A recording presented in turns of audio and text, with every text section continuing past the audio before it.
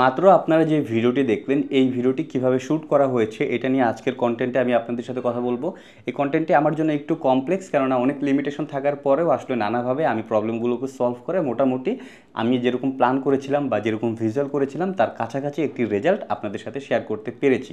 তো আপনাদের উদ্দেশ্যে আমি বলবো, আপনাদের এই ভিডিওটি দেখার পরে আপনারাও যদি এরকম প্র্যাকটিস করতে চান, আপনাদের হয়তো বা আমার থেকে আর অনেক বেশি লিমিটেশন থাকতে পারে, সেক্ষেত্রে আপনারাও আমার মতো সেম টিপসটি ফলো করবেন। আমি যে টিপস ফলো করি সেটা হচ্ছে আমি যেটা চিন্তা করি বা যেটা ভিজুয়ালাইজ করি সেই অনুযায়ী যদি আমার কাছে ইনস্ট্রুমেন্ট না থাকে, আমি সেটাকে অল্টারনেটিভ কোন ওয়েতে সলভ করা যেতে পারে সেটা খুঁজে বের করেছি। আমিও আপনাদের সাজেস্ট করবো আমার ভিডিও থেকে আপনারা যারা প্র্যাকটিস করতে চান, সো আমার ভিডিও দেখে আপনারা হয়তো নলেজটা গ্যাদার করছেন, বাট আপনাদের লিমিটেশন থাকার কারণে হয়তো আপনারা অনেক কিছু করতে পারবেন না।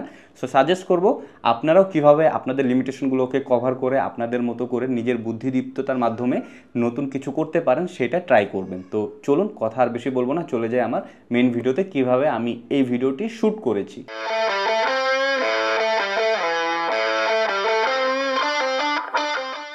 এইটা খুবই ক্রিটিক্যাল একটা শট আমার জন্য, স্পেশালি এখানে আমি স্লাইডার ইউজ করেছি।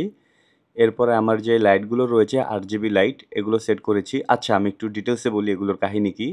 এই যে কাগজটা দেখতে পাচ্ছেন, এটা মূলত একটা ব্যাকড্রপ যেটাকে আমি রাউন্ড করে দিয়েছি, আর এইটার ভিতরে আমি আমার মেইন প্রোডাক্টটা রেখেছি। এরপরে ওই যে পেছনে যে ফাঁকাটি দেখতে পাচ্ছেন এই রোলিংয়ের, এটার অপোজিট সাইডে কিন্তু দেয়াল দেখা যাচ্ছে, রাইট? সো ওই দেয়াল বা এক্সট্রা জিনিসপত্র যেন দেখা না যায়, এই জন্য আমি এখানে একটি সলিড কালারের একটা ব্যাকগ্রাউন্ড হিসেবে একটা কার্টুন রেখে দিয়েছি, জাস্ট এক কালারের একটা ব্যাকগ্রাউন্ড। তো এটাকে পেছনে রেখে দিলাম সো দ্যাট আমার ব্যাকগ্রাউন্ডটা এখন একটা কালারে রয়েছে। এরপরে যেহেতু আমার এই প্রোডাক্টটি একটি RGB প্রোডাক্ট, অর্থাৎ এখানে RGB ফিচার রয়েছে, সো ওই ব্যাপারটাকে মিন করার জন্য আমি জাস্ট আমার এই দুই পাশ দিয়ে দুইটা RGB লাইট দিয়ে ব্যাকগ্রাউন্ডে সেট করে দিয়েছি, সো দ্যাট প্রোডাক্টটার পেছন দিক থেকে একটা RGB ফিল আসতেছে। সো এটা প্রোডাক্টের ফিচারটাকে মিন করতেছে।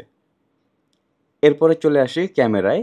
ক্যামেরাটা আমি স্লাইডারের উপরে সেট করে দিয়েছি, একদম লো অ্যাঙ্গেল করে দিয়েছি, একদম ফ্লোরের উপরে, দেখতেই পাচ্ছেন। আর এই ব্যাকড্রপটা দেখতে পাচ্ছেন, এটাকে আমি রোলিং করে আমার এই ফোমের উপর দিয়ে দিয়েছি।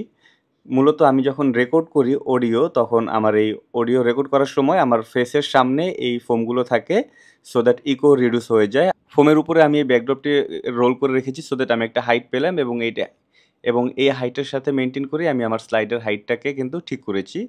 দেন এই স্লাইডের উপরে আমি কিন্তু একটা আলাদা কনভার্টার ইউজ করেছি, এটাকে জেড কনভার্টার বলে। এটা নিয়ে আমি আলাদাভাবে কথা বলবো, আজকে এটা নিয়ে কথা বলবো না।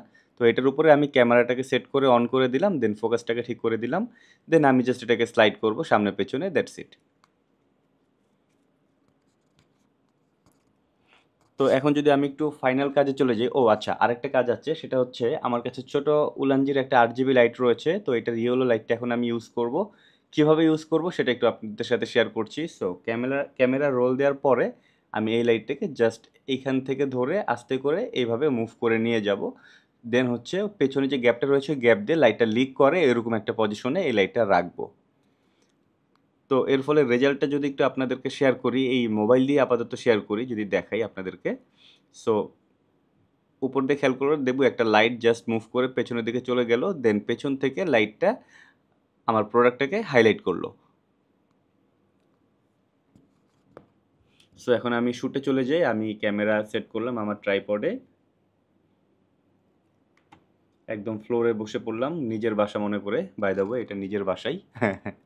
তো আমি ক্যামেরাটাকে রোলিং দিলাম, দেন স্লাইডার থেকে আমি ক্যামেরাটাকে আস্তে আস্তে সামনের দিকে নিচ্ছি। বেশি পেছনে নেওয়া যাবে না, তাহলে আবার বাইরের পোর্শনগুলো চলে আসে। সো একটু ক্লোজে থেকেই হালকা একটু মোশন দিচ্ছি সো দ্যাট আমি আমার এই রোলিংয়ের ফ্রেমের ভেতরেই যেন থাকতে পারি। তো আমি ক্যামেরা রোলিং দিলাম অ্যান্ড দেন আমি উপর থেকে লাইটটাকে জাস্ট মুভ করছি। অ্যান্ড ফাইনাল রেজাল্টটা যদি একটু দেখি, এটা হচ্ছে র ভিডিও, আর এটার ফাইনাল রেজাল্টটা যদি দেখি,